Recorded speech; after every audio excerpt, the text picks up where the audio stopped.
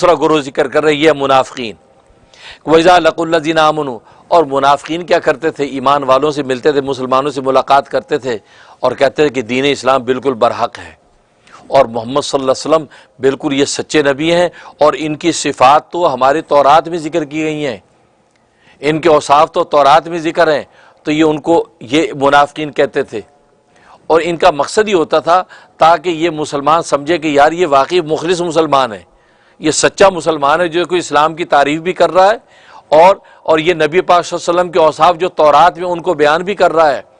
تو یہ سچا مسلمان ہے. حالانکہ وہ سچا مسلمان ہی منافق ہے، وہ صرف سچے مسلمانوں میں مل کے دو چار ایسی باتیں کر کے ان کا اعتماد لے کر پھر اندر کی باتیں لے رہا ہے کہ نبی کا اگلا منصوبہ کیا ہے، کس طرف جہاد کرنا ہے، کیا پیش قدمی کہاں ہو رہی ہے، کیا احکام آ رہے ہیں. اندر کی لے کے چغل خوریاں پھر یہ جا کے اپنے شیطانوں کو بتاتے ہیں. تو یہ منافقین کا گروہ تھا، اس کو ذکر کر رہے ہیں. وَإِذَا لَقُوا الَّذِينَ آمَنُوا، اور جب جو ہے یہ ملاقات کرتے ہیں ان سے جو ایمان لائے، یعنی مسلمانوں سے، ایمان والوں سے، قالو تو کہتے آمنا، ہم ایمان لائے، مطلب ہم سچے مسلمان ہیں، ہم بھی آپ کے ساتھ ہی ہیں. یہ ان کو تو یہ کہہ دیا. وَإِذَا خَلَا بَعْضُهُمْ إِلَىٰ بَعْضٍ، اور جب ان میں سے بعض اپنے بعض کے پاس یعنی گرو گھنٹالوں کے پاس جاتے ہیں، کعب بن اشرف یہ جیسے لوگ جو تھے ان کے پاس جب جاتے، جن کے گرو گھنٹال ان کے پاس جاتے ہیں تو قالو، تو وہ گرو گھنٹال ان کو کہتے ہیں کہ تم یہ کیسی بات کرتے ہو؟ اللہ نے جو تمہیں علم دیا کہ محمد صلی اللہ علیہ وسلم کے یہ اوصاف تورات میں ہیں، یہ ان کی امت کے کمالات ہیں اور یہ محمد سچے نبی ہیں، بھائی یہ اندر کی بات تم ان کو کیوں بتاتے ہو؟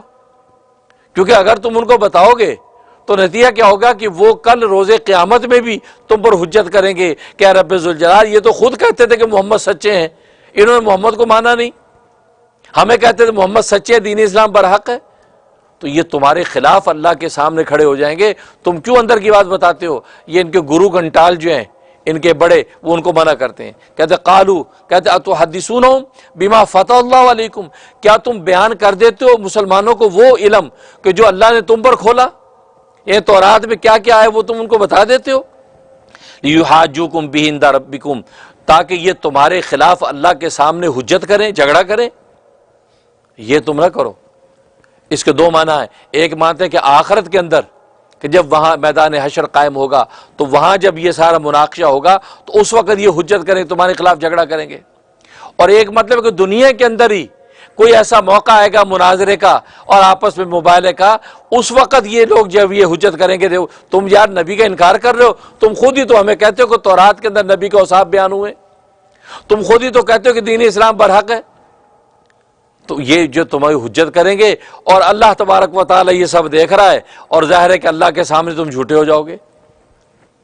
یہ بات کہی. افلا تعقلون، یہاں سوال پیدا ہوا.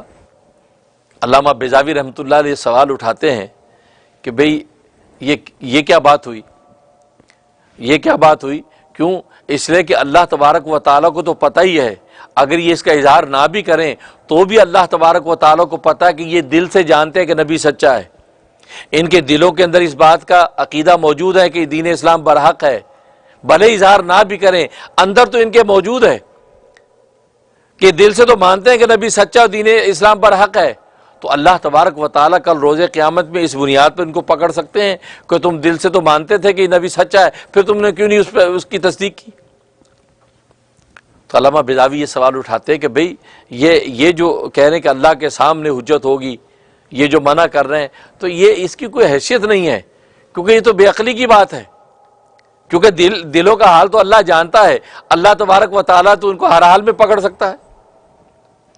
تو اس کا جواب دیا افلا تعقلون، اس لیے تو کہا ہے کہ کتنے بے عقل ہیں کہ اگر یہ اظہار نہیں بھی کریں گے تو اللہ تو پھر بھی پکڑ لے گا کہ تم دل سے تو مانتے تھے.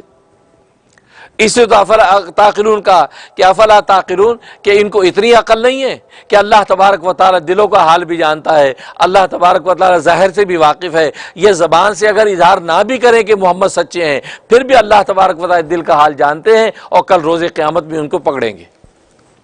یہ بات کہی. اس کے بعد جو ہے اللہ تبارک و تعالی نے ڈانٹا اولا یعلمون، کیا یہ لوگ جانتے نہیں کہ ان اللہ یعلم ما یسرون وما یعلنون، کہ بے شک اللہ تبارک و تعالی جانتا ہے کہ جو کچھ یہ چھپاتے ہیں اور جو کچھ یہ ظاہر کرتے ہیں۔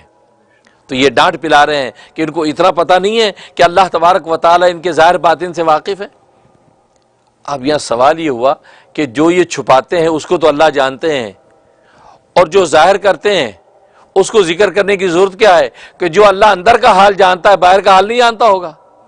تو اللہ تبارک و تعالی وما یعلنون کیوں ذکر فرمایا کہ اللہ جانتا ہے وہ جو یہ چھپاتے ہیں، اور اللہ جانتا ہے جو یہ ظاہر کرتے ہیں؟ تو جو چھپے ہوئے کو جانتا ہوگا وہ ظاہر کو تو آٹومیٹکلی جانتا ہوگا، ڈیفینیٹلی جانتا ہوگا۔ تو یہ اظہار کرنے کا کیا مطلب؟ مطلب یہ ہے کہ اصل میں اس محاورے کو مکمل کیا گیا کہ تمہارے ظاہر باطن سے پورا میں واقف ہوں۔ یہ محاورہ مکمل کیا گیا کہ یسرون وما یعلنون، کہ تم جو ہے وہ چھپی ہوئی بات جو تمہاری اس سے بھی وہ واقف ہے، اور جو تم اظہار کر دیتے ہو، اور اظہار کا جو واقف ہونا تو بالکل واضح اور بدیہی ہے۔ اس لیے اللہ تبارک و تعالی نے یسرون کا مقدم کیا کہ جو اللہ تمہارے چھپے ہوئے دل کی بات کو جانتا ہے، وما یعلنون کو مؤخر کیا کہ تمہارے ظاہر کو تو یقیناً جانتا ہے۔ اس لیے اللہ تبارک و تعالی نے وما یعلنون کو بھی ساتھ ذکر کر دیا کہ یہ اتنا نہیں جانتے کہ بے شک اللہ تبارک و تعالی واقف ہے اس سے کہ جس کو یہ چھپاتے ہیں، اور واقف ہے اس سے جس کو یہ ظاہر کرتے ہیں۔